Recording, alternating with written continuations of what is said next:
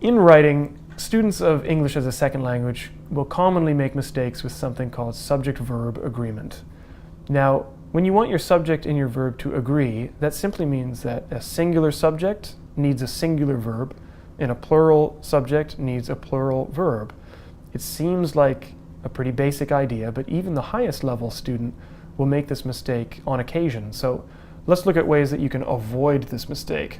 So always consider compound subjects, meaning subjects that are two nouns together connected with and.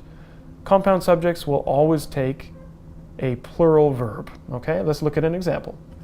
The house and the yard are in need of some maintenance. Now there is one exception to this, and that's when you're using combinations like neither nor, either or, and not only but also. When you're using neither or nor, the verb will agree with the closer subject. So let me show you an example. Neither my parents nor my brother is attending my graduation. Now parents is plural, brother is singular, but because brother is closer to the verb is singular.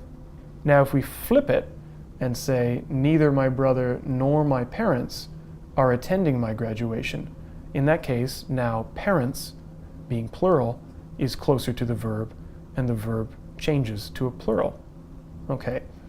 Also consider indefinite pronouns, or words like one, each, everybody, someone, anyone.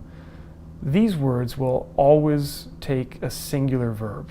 For example, each of the students was given a warning. Now in this case, even though student has an S on it, the subject of that sentence is each, so it has to be singular. And the third thing to consider is what we call collective nouns, meaning a noun that is a group of people acting as one thing.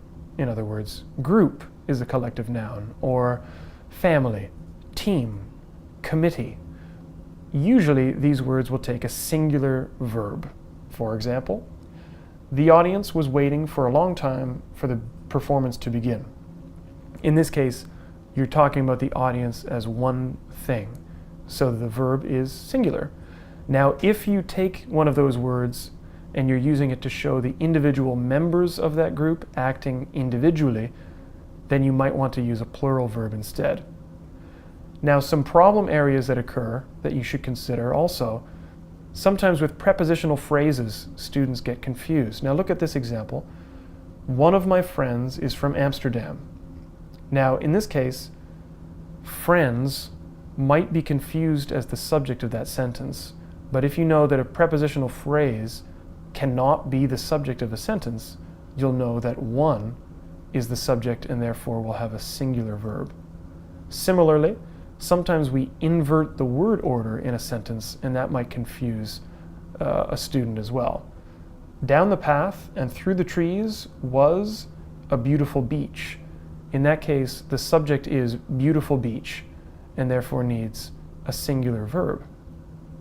So the best way to avoid this kind of mistake is after you've written an essay or written an exam to always go back through your work and proofread and keep this mistake in mind, be conscious of it, and look for these mistakes in your work. Okay, so to practice subject-verb agreement, follow the link at the end of this video.